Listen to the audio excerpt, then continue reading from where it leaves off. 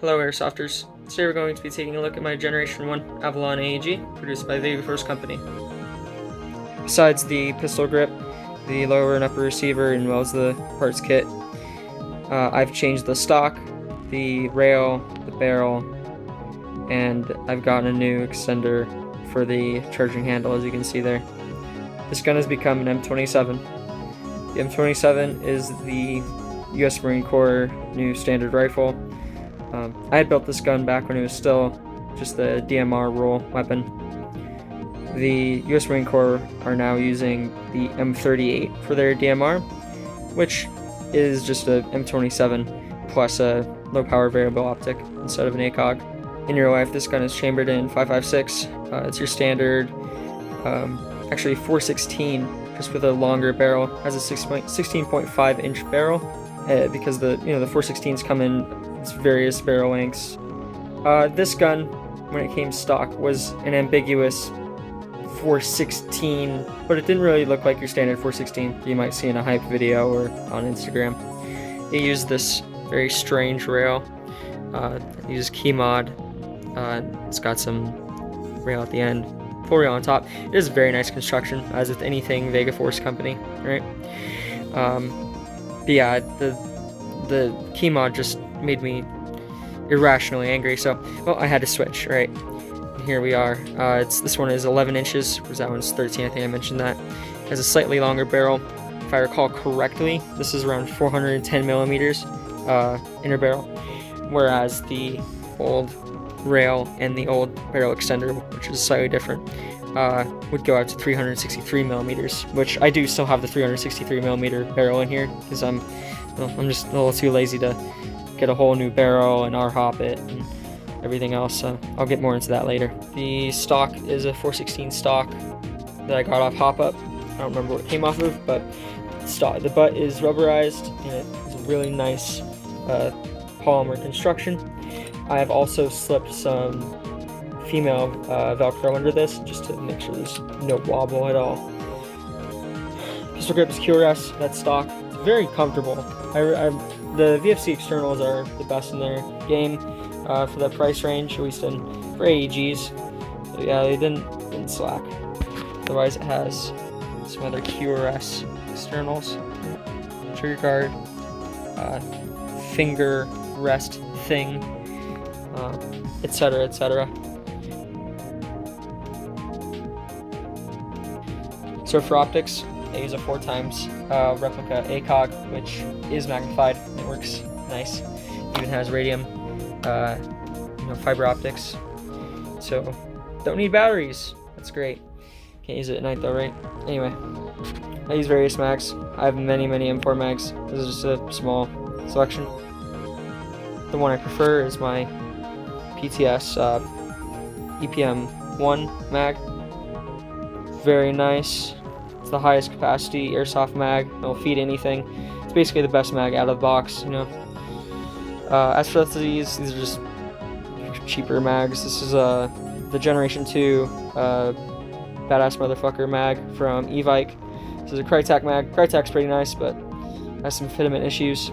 This is the QRS mid cap that it came with. I could probably replace the spring on this. It's starting to get a little weak. Yeah, it's nice and light. Carries, I think, around 120 rounds. Could be wrong. But it's in there. It's all around there. It's mid-cap, right? This is a mag polymer, Vietnam-style mag. I got it just because I like the aesthetics. Something about having, I don't know, there's just something that feels good about having a short mag in a long rifle.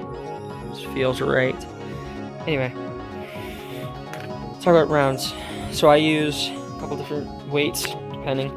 So primarily I use 0.36 gram BBs, biodegradable outdoors, right? Before I used 0.30 gram BBs. That's the minimum I would run in a build like this. So these tracer rounds are 0.30 muzzle devices. This is just a standard bird cage that I have laying around. I put it on there when I don't feel like having the extra pound of this tracer unit that I've stuffed into this suppressor body, which is SRC. Kind of funny. Happy it fit. Anyway, looks pretty good, right? And that's the point. This is airsoft. Or centimeters. Yeah, it's long as hell. Talking about weight, this gun with the ACOG, the sling, and the birdcage muzzle device, this weighs in at 8 pounds 6 ounces. So pretty heavy, all things considered. It's very front heavy due to the full Picatinny rail. Right. So yeah, that's the externals. One thing I should add is that obviously I have the stock rail here, but what's happened to the stock and the old barrel? Well, I've kind of circulated those around into my other guns. The old barrel extension is now on my VFC Scar H, which I'm going to be doing a build on soon.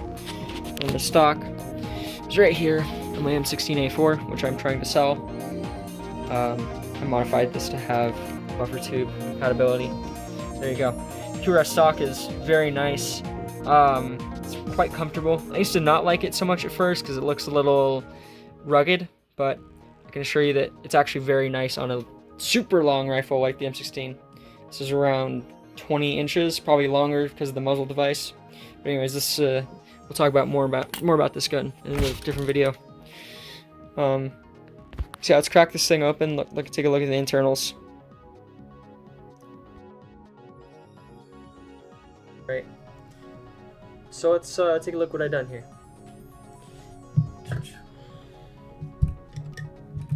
First, we're just gonna pop out the front pin. So get the upper off the lower. So we've got on this side, we pull it out. Gonna make sure this door isn't hitting the pin. Just take that right off. Okay. So let's start with the upper. Got quite a nice barrel set up in here. So first of all, the barrel is a Prometheus 363 millimeter stainless steel barrel, 6.03 millimeters, so it's a tight bore. This has a Max hop-up unit, the Max Pro. This is the old ones. Max just came out with a new line, which frankly is overpriced for what you get, but this does the job, right? Anyway, I have the stock VFC bucking in here because that is the best for these Max hop-up units. The Max in general is designed around VFC components, so that's what it works best with, right? I have this R-hopped. The R-hop patch was made by Matrix or some other distributor brand.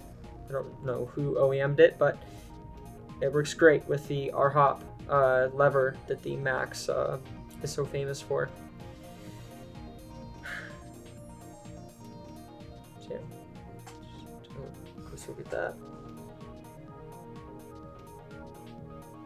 It's very nice. I also polished this barrel myself. It's using a metal polisher and attached the little cleaner patch and rod to a hand drill. Alright, this is the gearbox. What have I changed? Actually, I haven't changed much, admittedly. This was one of the last builds I did before I started scaling down my airsoft. So what do we got? We have a Vega Force Company gearbox shell, nozzle.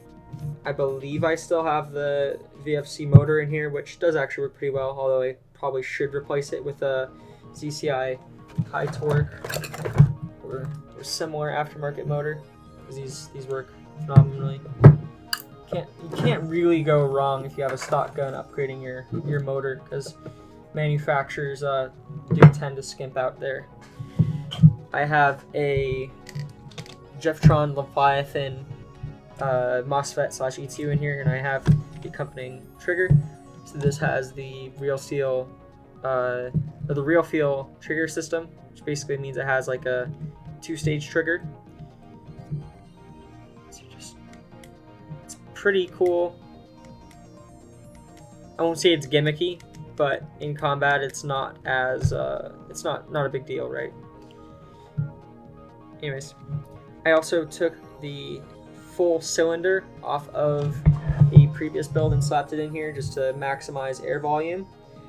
And the reason for that is to get more FPS for the spring, because this was a 80% cylinder before, which means I'd be losing air volume, obviously. Anyway, I have an aftermarket spring in here. I believe it's an M125. So this shoots around 1.6 joules. No, not 1.6, 1.8 joules with 0.30 BBs. Shoots flat, far, and hard, really. Since I built this, I've actually fielded it either once or twice, and it's just been phenomenal. Phenomenal build. Right? It's not really. It doesn't really have that much done to it besides the barrel assembly. I use a 11.1 volt lithium polymer battery in this, and it has a very high rate of fire. For the life of me, I can't. I never measured it. It's probably in the mid 20s, which this has the stock 18-1 gear set in it. So 25, 20-25 is not a bad figure. And obviously, I'm not really doing full auto with this. I have it locked on 3-round burst. I do prefer 3-round burst to save ammunition. Just get both sides of that.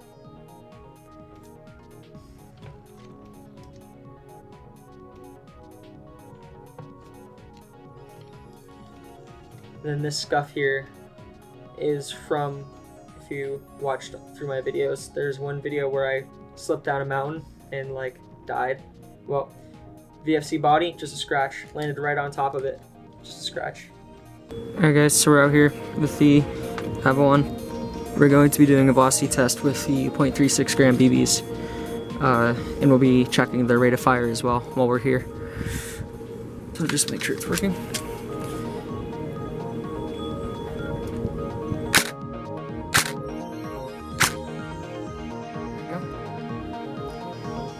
First two shots, seeing at 1.76 joules with 0.36 gram BBs, 324 feet per second. Let's do a couple more.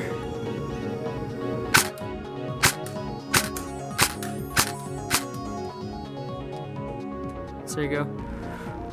1.75, 1.72, 1.71, 1.72, 1.76. So that is a deviation of about 5 FPS.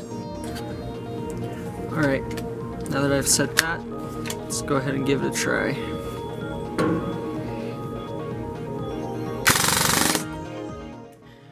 Alright, so that's our full auto burst. We're seeing a decrease from 10 to 15 FPS compared to our semi-auto shots. But the deviation between the full auto shots is around 5 FPS. Which isn't terrible, but it could be much better for a build of this caliber. At least the build of the caliber it could be and should be.